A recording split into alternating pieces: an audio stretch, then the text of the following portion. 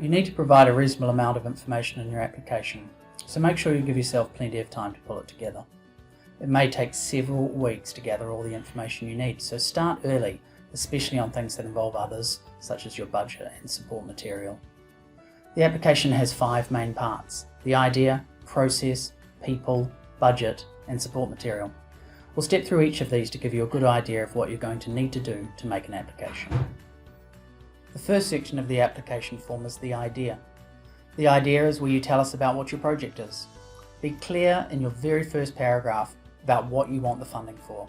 For instance, you might start by saying something like, "I'm seeking support towards a period of time to research and develop new artwork for an exhibition at X Gallery on X date." Or, "I'm seeking support to tour a new dance work to 4 regional centres in 2021. This first sentence helps our assessors know straight away what sort of project they're looking at. The idea section also covers why you want to do the project. You can tell us why the project is important for your development as an artist, or perhaps why it's relevant and important to a particular community or audience. A good question to ask yourself is, why this, why now? You may want to explain why you feel the project is interesting or compelling. You can do this by explaining the concepts within the work, or the unique way in which the work is created or presented. Be concise and direct in your language. Don't feel you need to try and use art language. Our assessors will appreciate you being straightforward and clear. In this section, you will also need to explain how your project achieves one of our strategic outcomes and one of the Arts Grants program purposes. The next section is the process. This is where you tell us how you will complete your project. That is, tell us who will do what and when the tasks will be completed.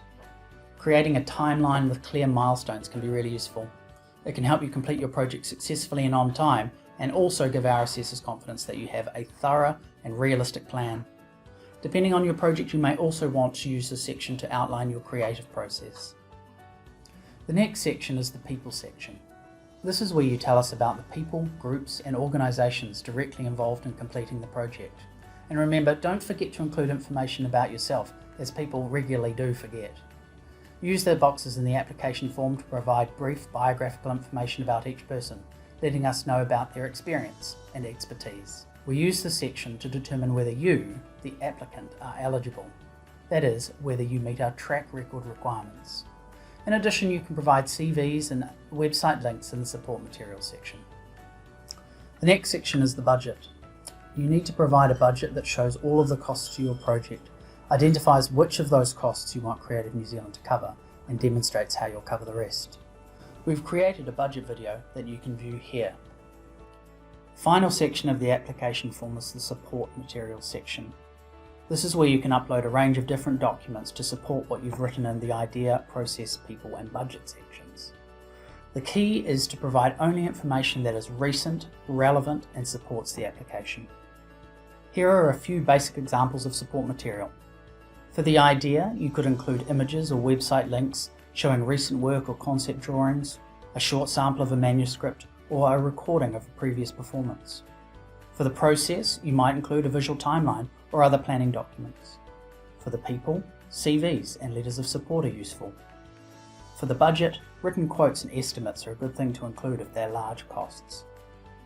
Good support material makes a difference. It helps our assessors really understand your work, your plans, and what support you have.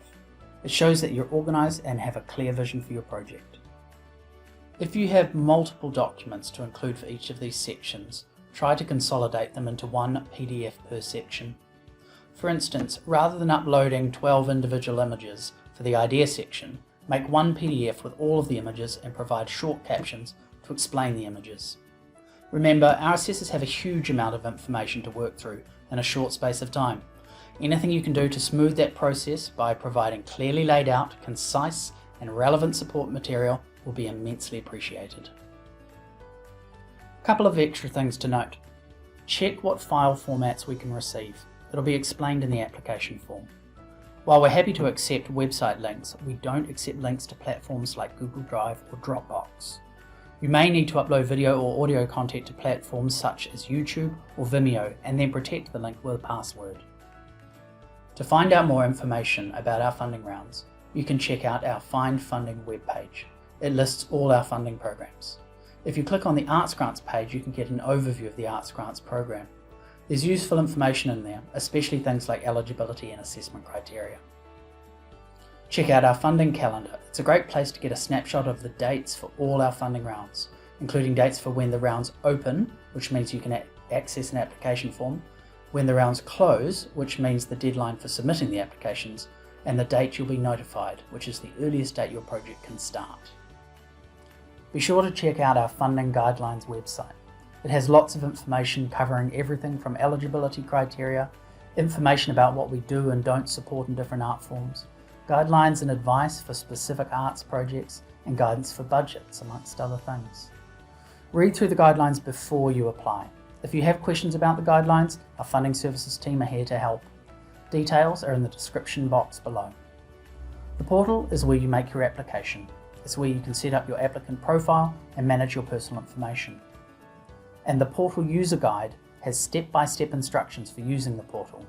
If you need help with the portal, contact our portal team. Contact details are in the description box below.